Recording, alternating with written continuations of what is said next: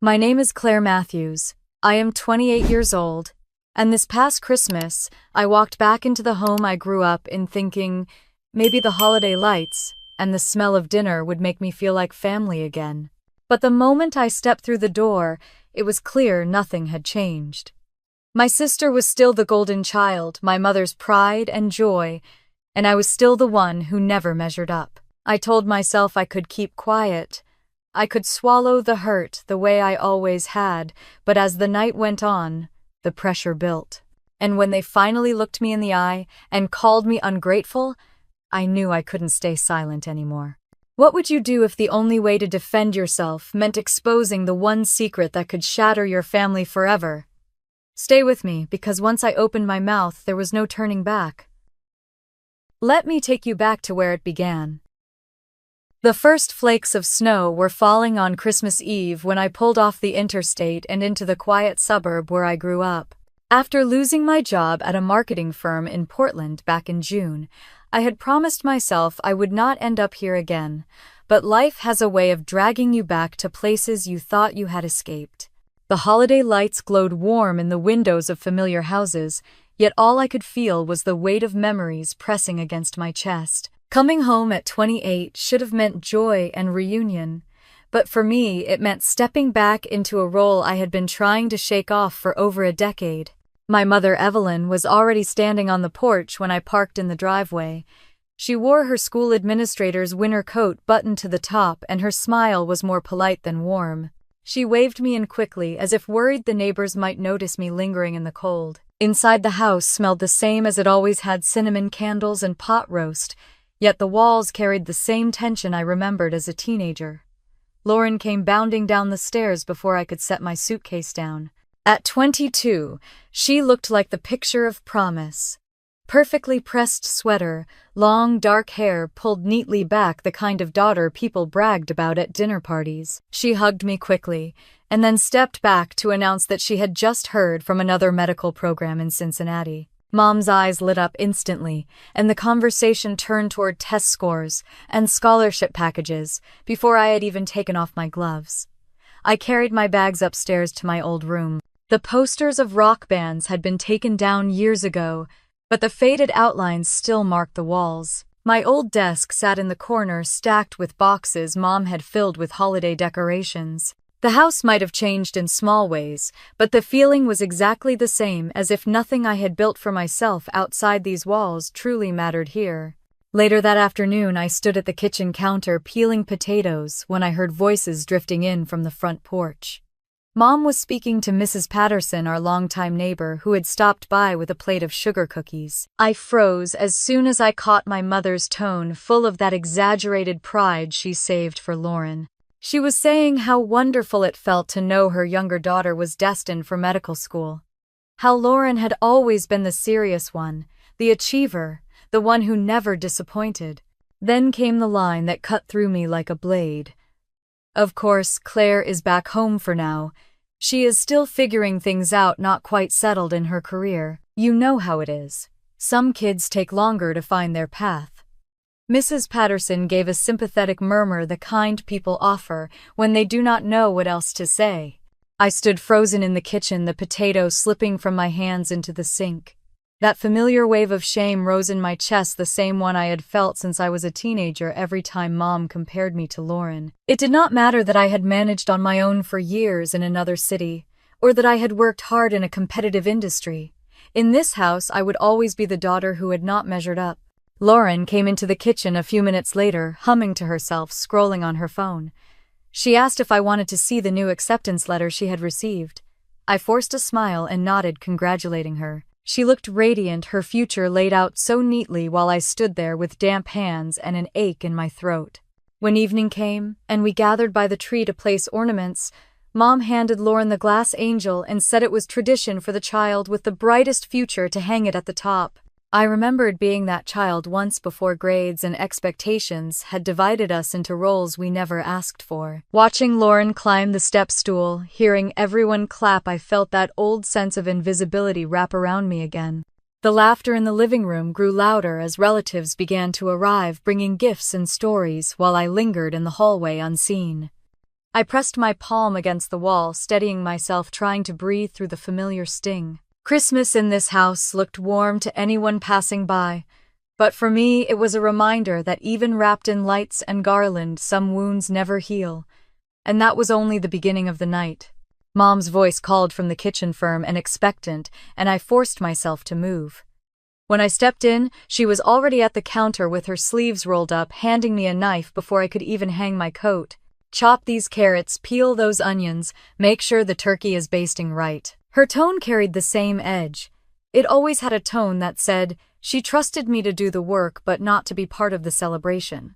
Lauren was perched on a bar stool, legs crossed, a mug of cocoa in her hands, watching with the ease of someone who had never been asked to lift more than a finger. She laughed about a text message from one of her classmates, and Mom leaned in, listening as if it were the most important news of the evening. I stood there with my hands full of vegetables, invisible again in my own mother's kitchen. I started slicing the knife, knocking rhythmically against the cutting board, but my mind was far away. I remembered being 16, hunched over sketchbooks at this same counter, and hearing Mom's voice behind me telling me that art was cute, but medicine was what really mattered. I remembered her saying that imagination was fine for children, but it wouldn't feed a family. I remembered the way she had looked past my paintings as if they were decorations, not achievements. The scent of rosemary and garlic filled the air. Mom's eyes kept drifting back to Lauren, asking about her courses, her professors, her scores. Their conversation wove on, full of future plans and bright possibilities. I stirred the potatoes on the stove, the steam stinging my eyes, and stayed silent. Lauren slipped off the stool after a while and wandered to the living room where the tree waited, its branches hung with decades of ornaments. She began stringing popcorn, humming lightly, while voices from the front hall announced the arrival of more relatives. Aunt Margaret swept in with a casserole, Uncle Frank carrying her coat. They went straight to the living room to admire the tree where Lauren sat like the centerpiece of a holiday postcard. I kept moving between sink and stove pots, clanging softly, sleeves damp from dishwater. Aunt Margaret poked her head into the kitchen and asked if Lauren needed help decorating. Mom shook her head and instead asked me to keep an eye on the gravy so it wouldn't clump. Her smile was pleasant, but her eyes dismissed me as efficiently as her words. The house swelled with voices and laughter, layers of conversation overlapping. From where I stood in the kitchen doorway, I could see Lauren holding up an ornament, everyone around her clapping as she placed it high on the tree. Mom guided her hand to the right spot, pointing like a director arranging her star actress. The lights reflected off their faces, casting them in a warm glow. I felt like I was looking at them through a pane of glass locked on the outside. I carried a tray of cookies out to the coffee table, weaving between relatives who hardly looked at me. Most of them directed their questions to Lauren. What program did she prefer? How high were her scores? Which hospital might she want to work at one day? I set down the cookies and slipped back to the kitchen before anyone asked me the inevitable. "Are you still between jobs, Claire?" The kitchen was quiet except for the hiss of the oven. I leaned against the counter, listening to the clamor of voices in the next room, and tried to remind myself that this was only one night. But the ache in my chest told me it was never just one night. It was every birthday, every holiday, every dinner where Lauren was praised, and I was compared. I busied myself again, pouring cranberry sauce into a dish, arranging rolls in a basket. The motions kept me steady. Mom returned, brushing flour from her hands, and looked me over with that practiced mix of affection and critique. "You always had a big imagination, Claire, but Lauren is so much more grounded." The words were soft, almost sweet, but they hit harder than any argument. My jaw tightened as I adjusted the basket of rolls. There it was again, the story of my life summed up in a single remark. Dreamer versus achiever. Imagination versus reality. I forced a smile, the polite kind that hides everything, and placed the basket on the dining table. From the corner of my eye, I saw Lauren laughing with our cousins, the room glowing around her. Mom gave my shoulder a pat, as if she had just offered me a compliment, then walked away. I stood still for a moment, staring at the shimmer of lights reflecting on the kitchen window. The night had only just begun, and already the old roles had snapped back into place.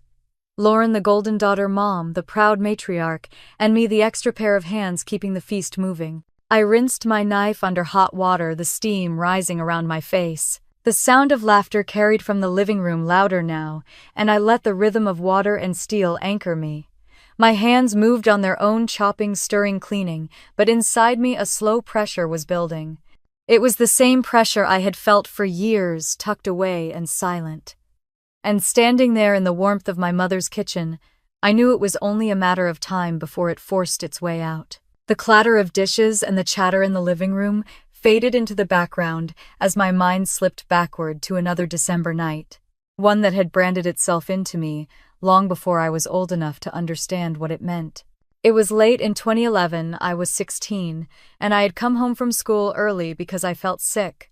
The house had been quiet when I pushed open the front door, my backpack sliding off my shoulder, but then I heard voices coming from the kitchen. At first I thought it was the usual kind of argument parents had, small frustrations that boiled over. But when I stopped in the hallway, I realized something was different. My father's voice was low, strained, the kind of tone he used only when he was deeply hurt. My mother's was sharp, almost panicked. I edged closer until I could see them. Dad stood at the kitchen table, his hands gripping the back of a chair, papers scattered in front of him. Mom was against the counter, her face pale but her chin lifted in defiance. He was saying that he knew about Harold Bennett, the principal at her school, that the late nights and the unexplained absences finally made sense. I remember the way his voice cracked when he asked how long it had been going on. She didn't deny it. Instead, she crossed her arms and told him that he had no right to judge, that she had finally found someone who understood her better. Dad pleaded with her to think about the family, about Lauren and me, about the 12 years of marriage they had built. He said he was willing to go to counseling to fight for their marriage because he wanted to keep the family together. For a moment, I let myself believe she might soften, that she might remember she had once loved him. Instead, her eyes hardened. She told him, if he did not leave quietly, she would go to the authorities and say he had been violent, that she would fight for custody and make sure we never saw him again. Her voice was icy steady, the kind of tone that left no room for compromise. I froze in the hallway, my stomach twisting, my throat burning, with the urge to scream. I wanted to rush in and tell her she was lying, that I knew he had never hurt us, that he was the parent who always showed up to my art shows and stayed up late helping me finish projects. But fear rooted me to the floor. I was 16, a child still clinging to the illusion that parents protected you from harm, not created it. Dad's face crumpled as if the ground had given way beneath him. He said quietly that he would not fight her, not if it meant tearing Lauren and me apart in a public battle. He picked up the paper's child support forms I did not yet understand, and he walked toward the door. He glanced down the hallway, and for one terrifying second I thought he had seen me. His eyes were red, his shoulders heavy, and then he was gone. Mom stood in the kitchen for a long time after the door closed. She leaned against the counter, breathing hard before smoothing her hair back and straightening her blouse. When she finally turned, she looked calm, almost rehearsed. She picked up the phone and began calling relatives, telling them that Dad had left us, that he had chosen to walk away. I crept upstairs to my room, shaking, clutching my stomach as if I had been punched. I pressed my face into my pillow so no one would hear me cry. That night, the world I thought I knew ended. In the days that followed, Mom repeated the story to everyone who asked. Dad had abandoned us, she said. He couldn't handle the responsibility of being a husband and father.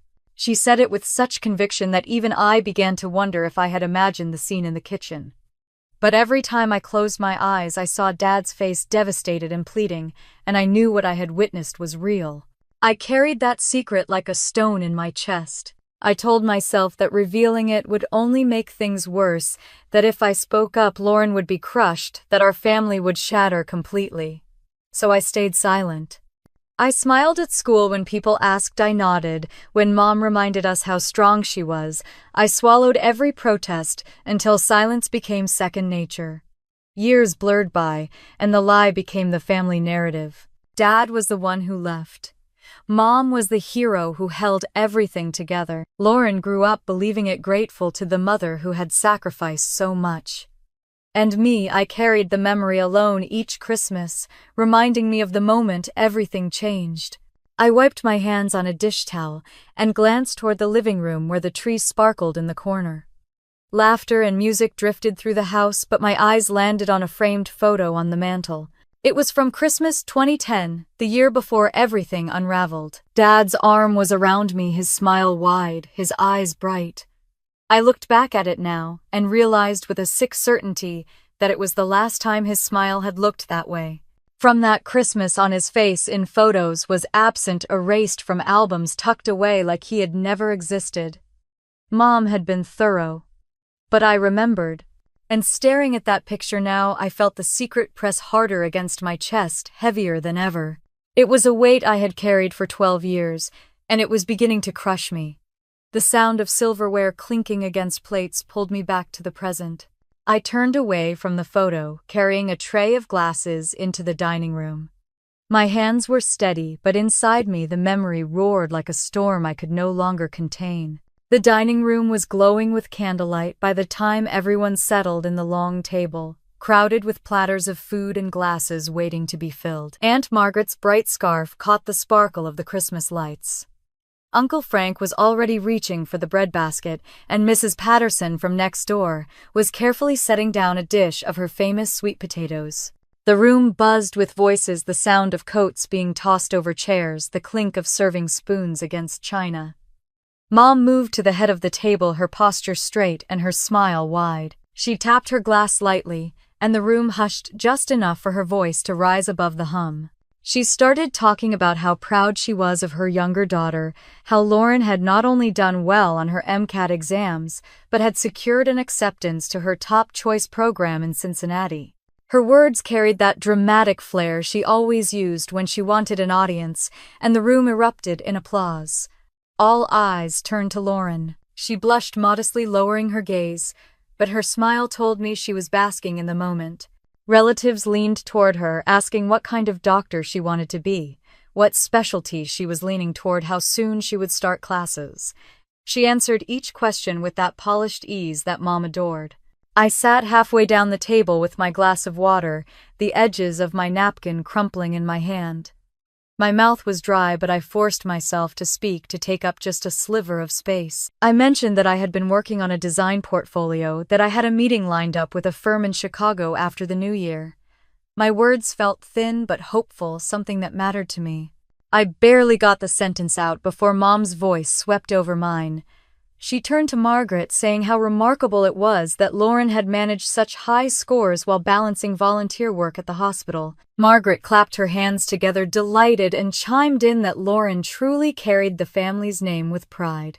Then she looked down the table at me and added, with a tone that cut sharp even though it was wrapped in a smile, that it was wonderful to see one of Evelyn's daughters bringing honor to the family. The laughter and cheers swelled again. My words dissolved into nothing. I folded my napkin tighter, feeling the fabric dig into my palm. I told myself not to show how much it stung, not to give them the satisfaction of seeing me flinch. Lauren's cousins leaned in with more questions, wanting to know about campus housing and residency programs, and the conversation rolled on without pause. I chewed, slowly nodding when anyone glanced my way, but I felt like I was dining in a room made of glass. I could see everyone clearly, their faces glowing, their voices warm, but I was separated from them by something invisible and unbreakable. At one point, Mom rose slightly from her chair and gestured for quiet. She said there was one more thing she wanted tonight, something she thought would be meaningful for everyone.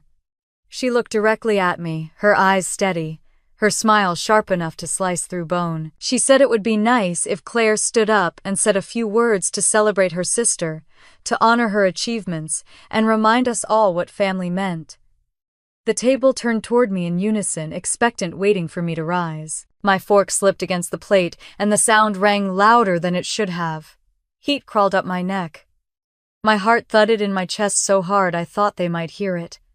I opened my mouth, but no words came. The weight of a dozen eyes pressed against me. I saw Lauren sitting with her hands folded, her cheeks glowing pink, looking at me like she expected a speech worthy of the moment.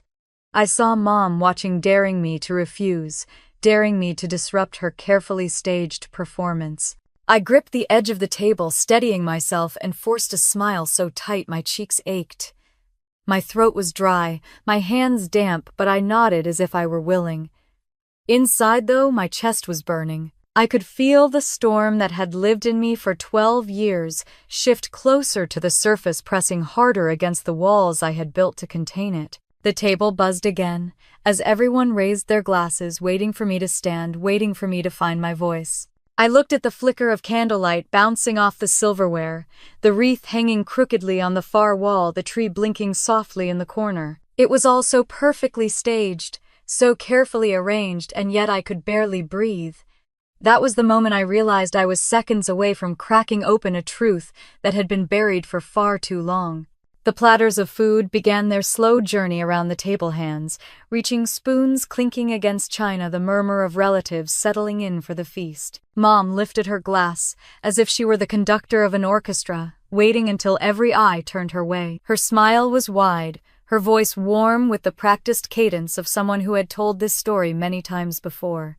She began to talk about her journey as a single mother, how she had worked tirelessly to hold everything together after Robert left, how every choice she made had been for us. Her words filled the room, curling around the glow of candles and bouncing off the polished oak table. Aunt Margaret nodded solemnly. Uncle Frank muttered something about strength, and Mrs. Patterson patted Mom's arm with sympathy. The story of Evelyn the selfless, Evelyn the abandoned wife, Evelyn the tireless provider was alive and well in this room. Lauren leaned into her chair, cheeks pink from the praise, and said brightly that Mom had always been there, that she had sacrificed more than anyone could imagine. Her voice was clear, full of conviction, the kind of conviction that comes from believing a story your whole life. The room hummed with agreement. Aunt Margaret dabbed at the corner of her eye with a napkin and said Evelyn was the kind of woman who inspired everyone. I pressed my teeth into my lower lip until it hurt. My fork scraped gently against the plate, anchoring me to the moment. What I saw in my mind were not stories of sacrifice, but nights when I had stood under the fluorescent lights of the diner refilling coffee cups until midnight. I thought of the hours I spent at the grocery store ringing up neighbors who would smile and ask about school while I tried to calculate if my paycheck would stretch far enough for gas and books. Those were not sacrifices she had made. Those were the cracks I had papered over myself. The conversation carried on, plates filled, glasses clinked. Mom told the table how proud she was that Lauren had not only taken her studies seriously, but had excelled, how she had held on to a vision of her future when others might have faltered. She looked at me briefly, her gaze glancing like a knife, before returning to Lauren, bathing her in warmth. Lauren reached across the table and squeezed Mom's hand. She said softly that she knew how hard it had been for Mom to carry the weight alone, that she and I both owed her everything. Heads bobbed, the chorus of approval rising again. I swallowed a lump that burned in my throat. Did no one else notice how uneven the scales had been, how different the paths were between us? Did they not see that while Lauren had every door open for her, I had been left to knock alone in the dark? The platters made another round, laughter bubbling at one end of the table.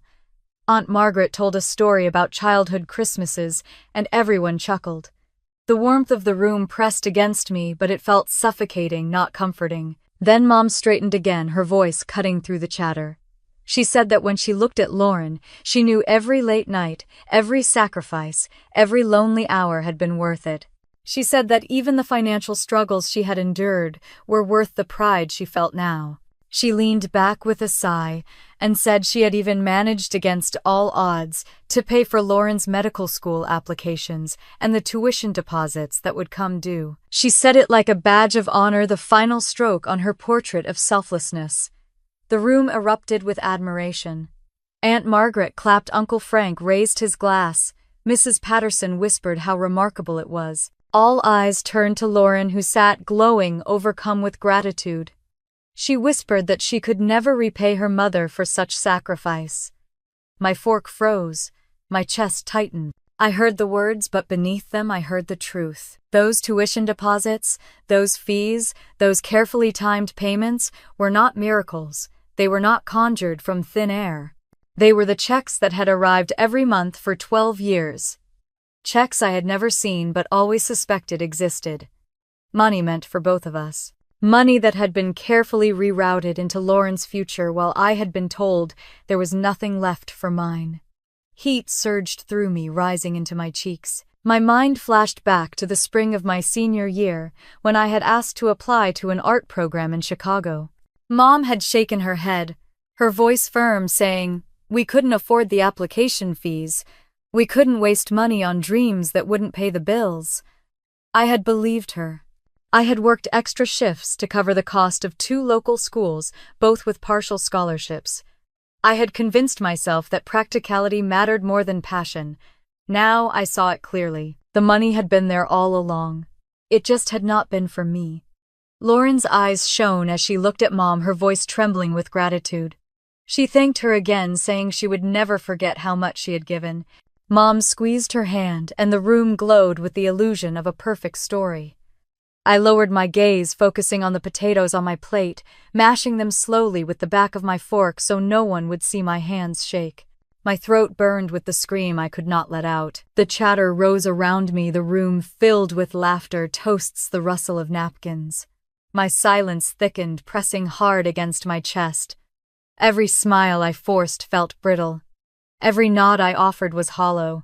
I sat there with my napkin twisted in my lap, the truth pounding in my ears. The money she bragged about, the sacrifices she claimed as her own, were not hers at all. And while the room raised their glasses to toast her, I clenched mine tightly, willing myself to stay calm, as the storm inside me grew louder, ready to break. I shifted in my chair and forced myself to breathe, as the chatter swelled back up around me. Dishes clattered. Aunt Margaret laughed too loudly at something Uncle Frank muttered, and Lauren answered a cousin's question about the hospital programs she hoped to join. I sat in the middle of it all, my napkin twisted like a rope in my lap, fighting the heat climbing up my chest. I told myself to let it go, to get through the night quietly, but the words pressed against my lips like steam in a kettle.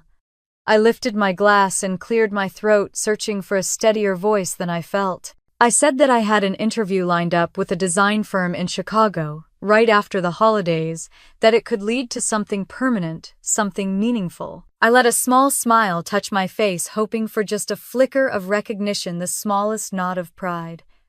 But before anyone could respond, Mom cut in. She leaned forward with her usual authority, her voice carrying across the table, as if she were addressing an assembly at her school. "Art and design will not put food on the table, Claire. It will not give you stability or a future. You need to be more realistic, like Lauren." The room hushed, though a few relatives shifted uncomfortably. My fork scraped my plate as I set it down, the sound sharp in the silence. Heat burned my cheeks, but I found my voice. I said that I had worked for years in marketing and design, that I had skills people valued, that not everything had to look like medicine to be worthwhile. Mom's smile tightened, and she shook her head slowly, as if I were a child refusing to listen. Her hand slammed down on the table with a sudden crack that made glasses tremble and Aunt Margaret jump. "You are so ungrateful," she snapped, her voice rising over the clinking silverware. "After everything I have done for you, after every sacrifice I made, you still act like nothing is ever enough." The word lodged in my chest like a knife. Ungrateful. It echoed louder than the hum of relatives, louder than the clink of cutlery. The table went still, eyes darting between us. Uncle Frank cleared his throat but said nothing. Margaret's lips pressed together tightly. Mrs. Patterson looked down at her plate as if wishing she could vanish into the stuffing. Lauren sat wide-eyed beside Mom, her cheeks pale. She reached for Mom's arm and whispered for her to calm down, but her words barely registered. I sat frozen, my knuckles white against the napkin. It felt as if years of silence cracked all at once. The anger I had swallowed, the nights of pretending, the lies I had carried, they surged up and demanded air. My heart thudded so loudly, I could hardly hear my own voice, but I lifted my chin and looked directly at Mom. "Do you want me to tell Lauren why Dad really left?" The words cut through the room like glass shattering. Forks stopped halfway to mouths, glasses hovered in midair. For a long moment no one breathed. Mom's face drained of color, her hands still flat against the table. She opened her mouth, but no words came out. Her eyes widened, and for the first time that evening she looked unsure, Lauren's head whipped toward me, confusion clouding her expression. Dad left because he couldn't handle responsibility.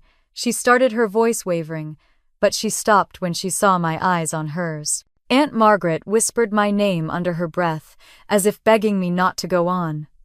The air was thick, suffocating, the weight of 12 years pressing down on every corner of the table.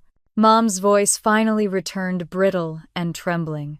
That is enough, Claire. You have embarrassed yourself enough tonight. But I did not lower my gaze. I had carried her secret for half my life.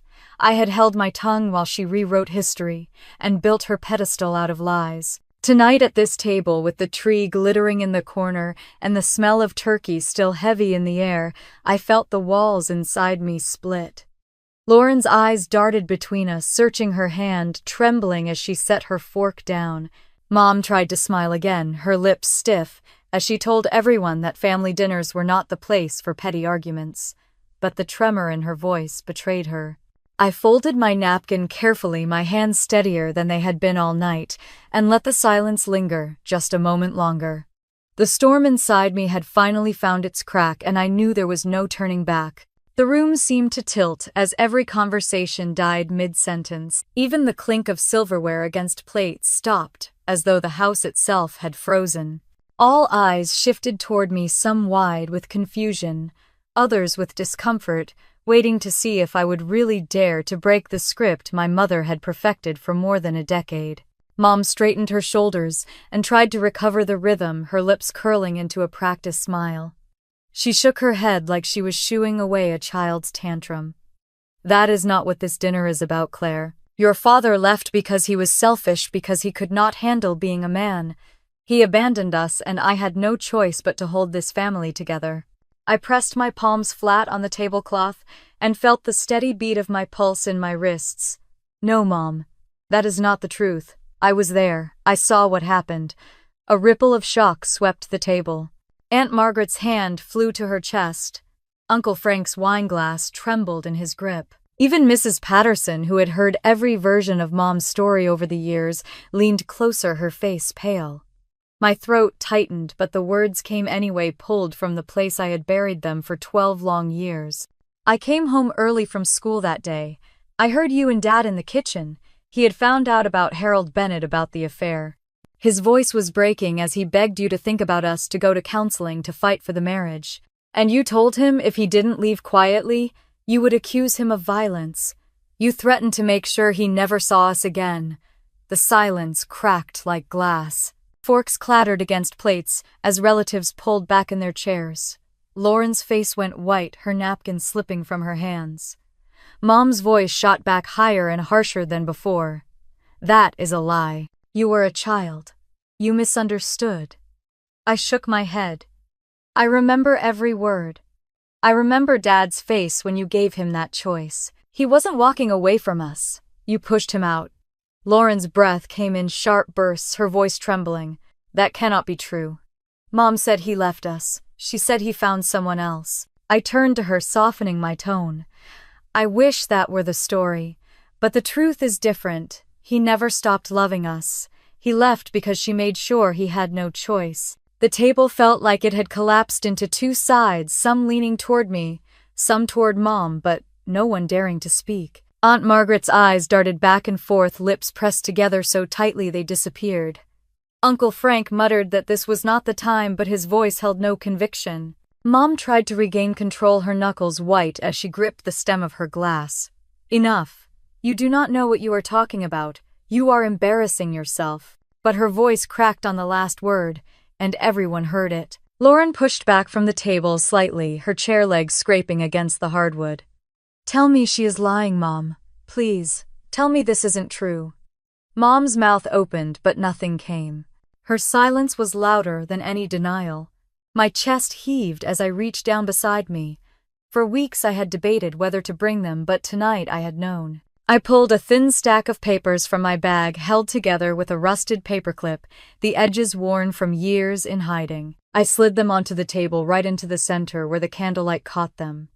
These are Dad's child support checks, 12 years of them.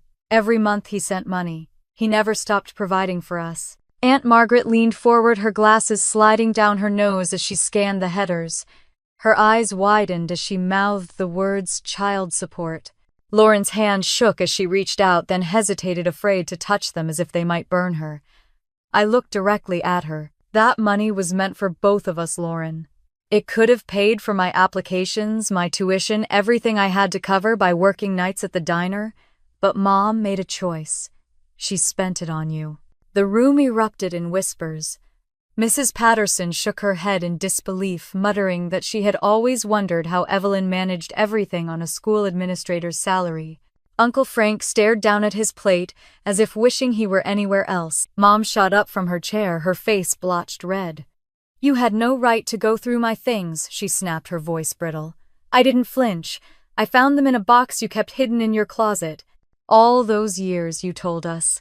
Dad had walked away all those years. You played the martyr. You were cashing his checks and rewriting the story." Lauren's eyes brimmed with tears as she turned to Mom, her voice breaking. "Is it true? Did you really do this?" Mom's lips trembled, her hands gripping the back of her chair so tightly I thought the wood might crack. She started to speak, but the words tangled, falling apart before they could take shape. For the first time in 12 years, she looked cornered. For the first time, she looked small. And in that moment, surrounded by blinking Christmas lights and stunned silence, I felt something shift deep inside me. The truth had finally stepped into the light. The only sound left in the dining room was the faint buzz of the Christmas tree lights, blinking on and off as if mocking the silence that hung between us. No one reached for food anymore. Plates sat abandoned, steam curling upward, then fading while glasses of wine and water went untouched. All the sparkle of the evening had died, leaving only the weight of what could no longer be hidden. I drew in a shaky breath and looked at the stack of papers lying in the center of the table. My hand rested on top of them, steady now. Dad sent more than $1,200 every month. For 12 years. That is nearly $170,000. The number came out flat, factual, but it landed like thunder. Aunt Margaret gasped and dropped her napkin into her lap. Uncle Frank muttered something too low to catch, shaking his head. Mrs. Patterson closed her eyes and whispered that she had always wondered how Evelyn managed so well on a school administrator's salary. Lauren's tears flowed freely now. She stared at me first, then at Mom, her mouth trembling as she tried to speak. $170,000.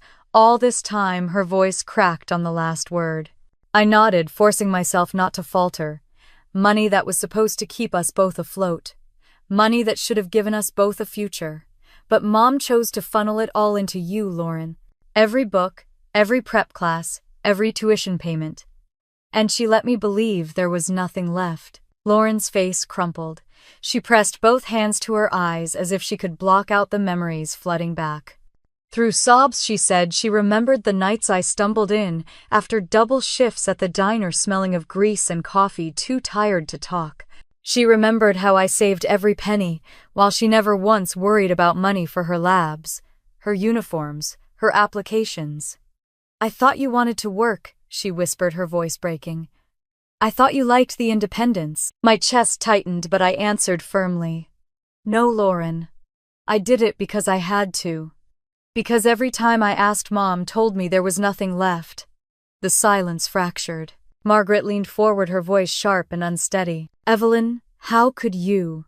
How could you let one daughter carry the weight while the other lived in comfort?" Mom's eyes darted around the table, searching for someone to take her side. Her face flushed red, her lips pressed thin. "I did what I had to do," she snapped. "I used the money where it mattered most." I turned toward her, my voice rising. "Where it mattered most, you mean on Lauren. On the golden child. On your perfect daughter, while you let me scrape by."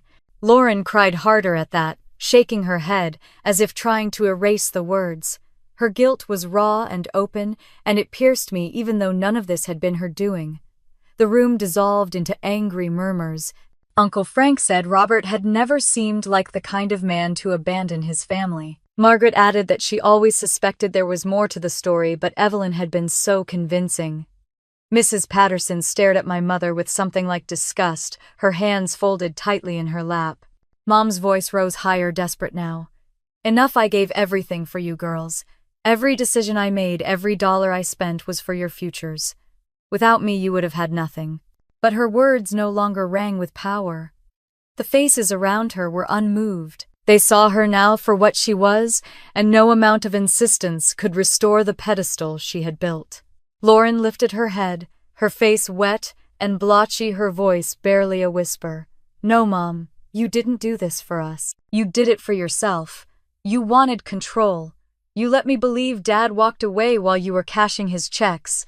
You let Claire carry the burden when you could have shared it. Her sobs came harder, spilling into the silence. I had everything, and I never asked why she had nothing.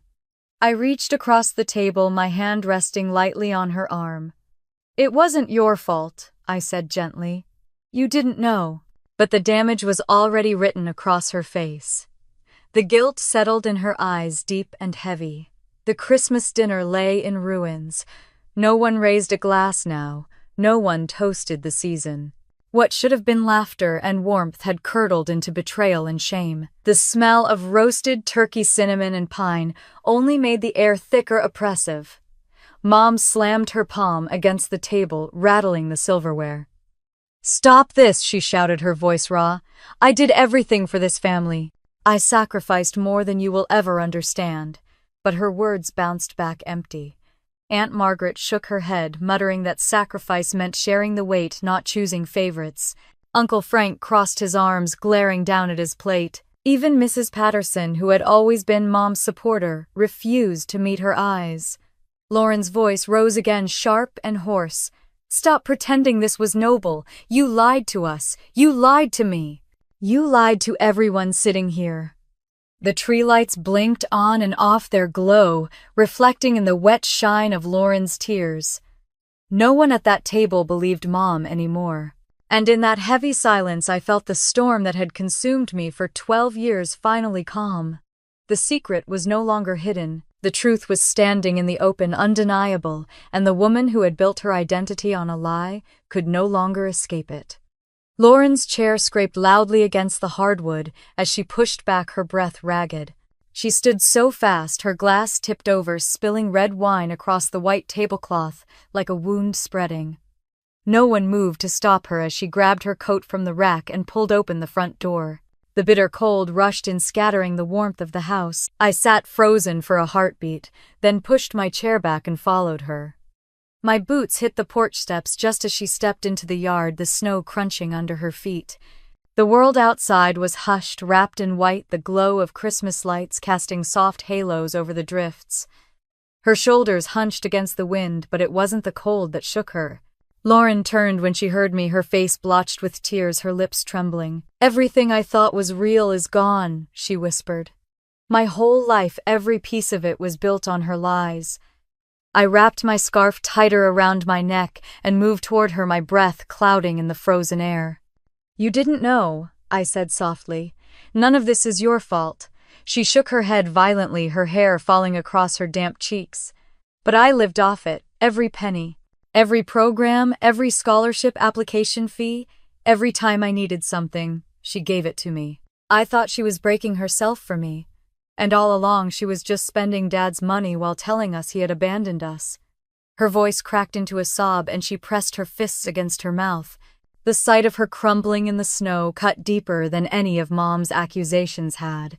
I reached for her and pulled her into my arms. Her body shuddered against mine, the sobs tearing out of her like something she could no longer contain. You were a kid, I murmured, my hand rubbing circles against her back. You trusted her like I did. You believed what you were told. That doesn't make you guilty. Lauren's sobs grew harder, muffled against my shoulder. All those nights you came home from the diner, your shoes soaked through, your hands red from washing dishes, and I just thought you were different, that you liked to keep to yourself. I thought you didn't want what I had. And all this time it was because she was lying. I closed my eyes, swallowing down the lump in my throat. I did it because I had no choice. Every time I asked for help, she told me there was nothing left. Lauren pulled back slightly, her breath visible in the night air. Her eyes searched mine, desperate, terrified. Who am I if everything she told me was a lie? If every step I've taken was paid for with money stolen from you? I cupped her face, gently brushing away the tears streaking her cheeks. You're still you. The grades, the work, the long nights you studied, that was real. None of this erases who you are. She let out a trembling laugh, bitter and broken. It feels like it does, like I don't even know myself anymore. Snow fell heavier, dusting her hair and shoulders, clinging to my coat. The house behind us glowed warmly, but it felt a world away, sealed in silence. Lauren's lips trembled again as she spoke. I don't just want to hear it from you, Claire. I need to hear it from him. From Dad. I need to look him in the eye and know he didn't walk away from us. Her voice cracked into another sob, and she buried her face in her hands. The words hit me like a blow, sharp and relieving all at once. For years I had carried the truth alone, and now she wanted it too. I pulled her hands away gently and gripped them tight. Then we'll find him, I said. We'll hear it from him together. Lauren nodded quickly, her tears freezing into her lashes, her breath short and fast. I saw something shift in her, then past the devastation. A spark of determination, faint but alive. The snow muffled everything, the world narrowing to the two of us standing in the yard. Inside, the tree lights flickered in the window, casting colors over the stunned figures still seated around the ruined table. But here in the cold we had carved out something new, something fragile but real. Lauren squeezed my hand so tightly it hurt. Promise me we'll find him, she whispered. I looked at her, my own chest heavy, and nodded. I promise. She collapsed against me again, clinging as if I was the only thing keeping her from falling apart. For the first time in years we stood together, sisters, bound not by Mom's lies, but by the need for the truth. And in that moment, beneath the falling snow, I felt the weight I had carried for 12 years shift at last, no longer mine alone. When we finally stepped back inside, the dining room was hushed. Relatives whispered to one another but avoided our eyes, the once festive table now a battlefield of cold food and crumpled napkins. I didn't look at Mom. I led Lauren upstairs past the twinkling lights and garlands into my old bedroom, where the boxes from years ago still sat tucked against the wall. I knelt down and pulled out the one I had rifled through weeks earlier. Beneath folded papers and envelopes lay the stack of child support checks, and tucked near the bottom was a smaller envelope I had almost overlooked. My heart pounded as I opened it and found a torn sheet with a phone number written in my father's handwriting. Lauren's hands shook as she hovered near me. Is that his? I nodded, my throat tight. It's the most recent one I found. It's worth trying. She sank onto the bed, her arms wrapped around herself, watching me, as though she wasn't sure if she could breathe. My own fingers trembled as I pulled out my phone and dialed the number. Each ring stretched like an eternity. I thought maybe he had changed it, maybe it was disconnected, maybe it was too late. Then a voice answered, rough and uncertain. Hello, I froze, tears stinging my eyes. My lips parted, but no words came at first. Dad, it's me. It's Claire. There was a long silence followed by a sharp inhale. His voice broke on the next word. Claire, is it really you? The sound of his voice after 12 years shattered something inside me. Tears spilled freely down my cheeks as I whispered, Yes, it's me. A sob burst through the line. Oh my God, I have waited for this call for so long. His words cracked under the weight of years. I thought I might never hear your voice again. Lauren let out a strangled sound beside me, covering her mouth with her hand. Dad, she whispered, her voice small, terrified, hopeful. The line went silent again, and then I heard him cry harder. Lauren, my baby, is that you too? She broke into sobs, clutching my arm as though it were the only thing anchoring her. He didn't abandon us, she whispered, almost to herself, as if saying it aloud would finally make it real. Dad's voice rushed in, desperate, full of pain. I never left you. I called, I wrote, I sent gifts. Every holiday, every birthday I tried. But she sent them back. She hung up on me. She told me you didn't want me. Lauren cried harder, her body folding over as she buried her face into her hands. I remembered the unopened envelopes, the returned packages I had glimpsed in Mom's closet, the ones I had been too afraid to ask about. Dad's voice steadied just enough for him to say, "I sent money every month, but I wanted more than that. I wanted to be there. She made me into a stranger to you." My heart thudded in my chest as I pressed the phone tighter to my ear. "We know now," I said softly. "We found the checks. We found the letters. We know the truth." There was a sound on the line, something between a sob and a laugh. Thank God. For 12 years I've prayed for this moment. 12 years of waiting, of hoping you'd find me, of hoping one day you'd call. Lauren lifted her head, tears streaking her face. "Why didn't you fight harder?" she asked, her voice trembling. His voice grew thick again. "I did. I spent everything I had on lawyers, on court fees, on investigators. Every door was slammed shut. She told the courts I was dangerous, that I wasn't safe to be around. I thought when you turned 18 you'd come, but you didn't. And I started to believe maybe she had convinced you I was the monster she said I was." Lauren shook her head, her words pouring out in sobs. "I believed her. I thought you didn't want us. I thought you didn't love us enough to stay." His voice rose firm despite the tears. "I never stopped loving you, not for a single day. I would have walked through fire to keep you. But I had no power." I closed my eyes, clutching the phone. He had carried his own prison of grief while we carried ours. And now, after so long, we were finally speaking across the distance. Then he said the words that broke me open all over again. "I've waited for this call for 12 years. My sobs shook through the silence. Lauren pressed her forehead to my shoulder, clutching me tight. We cried together, the three of us bound across a fragile phone line, finally unraveling the lies that had poisoned us for so long.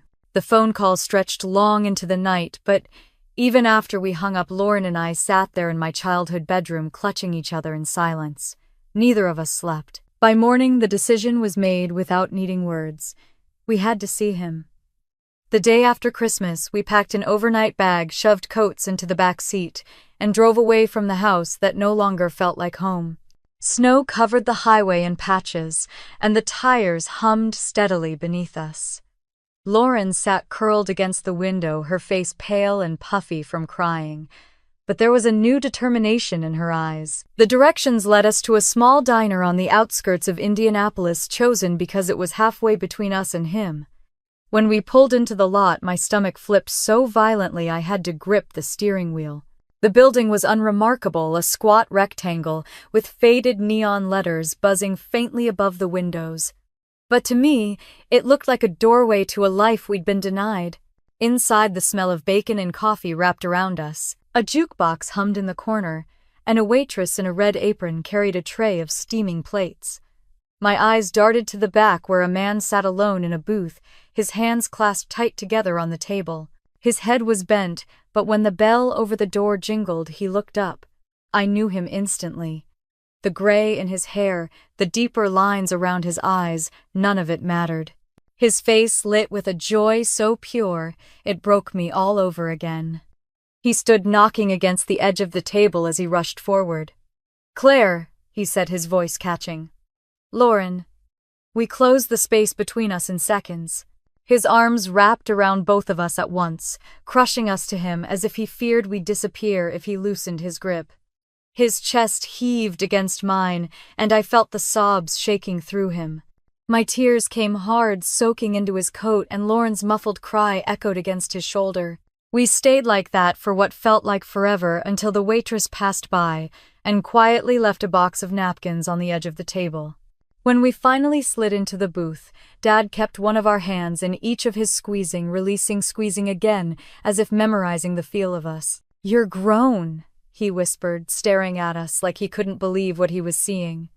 "My girls, you're all grown up." His voice broke and he pressed the napkin to his eyes. "I missed everything. Birthdays, proms, graduations. I should have been there." Lauren's lower lip trembled. "You should have.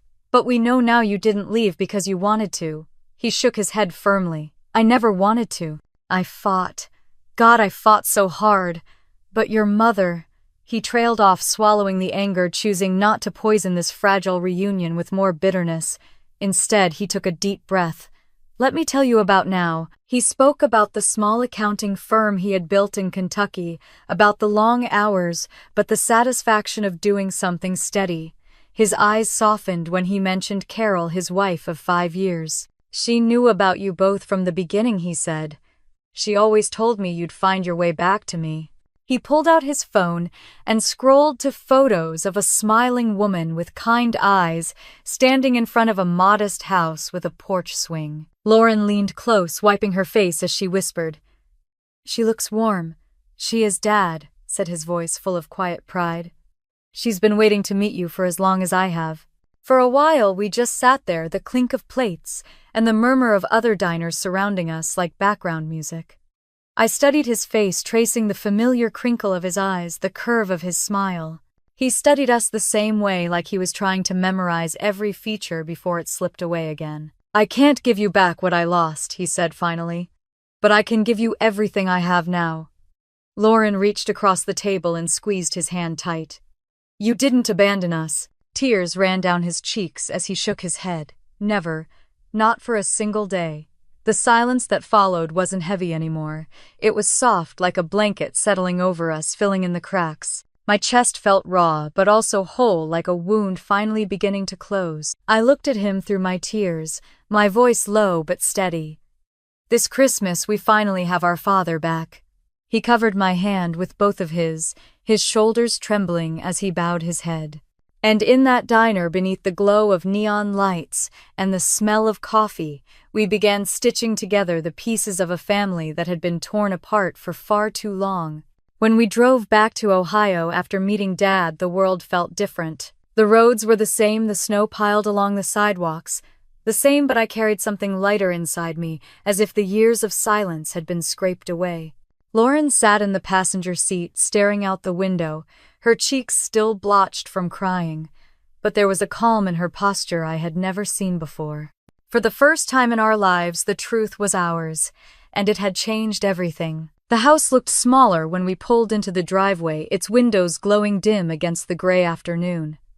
Mom was waiting inside, her arms folded tightly, her face pale with fury. She demanded to know where we had gone, who we had seen, what lies we were choosing to believe. But her words no longer had weight. We listened in silence, letting her voice echo through rooms that felt colder than ever. In the weeks that followed, the story spread. Columbus was not a city where secrets stayed buried, especially when neighbors had overheard arguments or seen envelopes in the trash. Mrs. Patterson spoke quietly at church, and soon whispers circled through the community. People began to connect pieces, recalling the sudden appearance of Harold Bennett in our lives. The abrupt departure of Dad, the way Mom's narrative had never quite fit. By January, the school board had opened an internal review into her relationship with Harold, who had retired early, but left behind enough suspicion to stain her reputation. The woman who once introduced herself as the devoted single mother who sacrificed everything was now met with tight smiles and turned backs. Friends stopped calling. Relatives who had once sat proudly at our Christmas table avoided her entirely. Aunt Margaret wrote to me privately to say she believed every word we had shared and that she could no longer support Evelyn's charade. Lauren and I packed our things. I moved to Louisville in early spring, settling into a small apartment 10 minutes from Dad and Carol's house. Carol welcomed me with open arms, filling my fridge with homemade casseroles and helping me pick out furniture. The marketing firm I joined downtown gave me room to grow, valuing my creativity in a way I hadn't experienced before. For the first time in years, I woke each morning with purpose instead of dread. Lauren began medical school in Cincinnati, a drive that put her within reach of both Dad and me. She visited often, her weekends filled with laughter at Dad's dinner table, where Carol insisted on baking pies big enough to feed an army. Sometimes Lauren stayed with me, spreading her notes across my dining table, late into the night, pausing only to smile when Dad called to check on us both. Mom remained in the old house alone. I heard from neighbors that she rarely opened the curtains, that she avoided community gatherings where she had once been the center of attention. Her voice at the end of the phone was smaller, now alternating between pleading for forgiveness and insisting she had only done what she thought best. I no longer felt anger when I heard it, only a quiet pity. She had built her life on control and deception, and when the truth came out, there was nothing left for her to stand on. The holidays were different after that. We celebrated Thanksgiving in Kentucky, with Carol's family, where extra chairs were pulled up without hesitation, and laughter filled every corner. That Christmas, Dad strung lights across his porch, humming carols off-key, as Lauren and I teased him for being out of practice. When we sat down to dinner, there were no lies, no shadows, only the simple joy of being together. I thought often of the girl I had been at 16, clutching secrets she had no strength to carry. I wished I could tell her she was not crazy, that what she saw and heard mattered, that one day her voice would break through. The truth had cost us years, but it had also given us freedom. Sitting in my apartment one evening, I looked out at the lights of Louisville and felt something I had not felt in so long. Peace. The kind that comes when the weight is finally shared, when the shadows no longer hide the truth, when the chains of fear no longer hold you down. We had lost time, but we had regained each other. That was enough. If you've ever lived with secrets in your family, or carried the burden of lies that were never yours to protect, I want you to know that telling the truth can be painful, but it can also be the very thing that sets you free. Share your own story in the comments. Let others know they are not alone. And if this story spoke to you, click like and subscribe so you don't miss more real stories about family justice and the strength it takes to stand in your truth.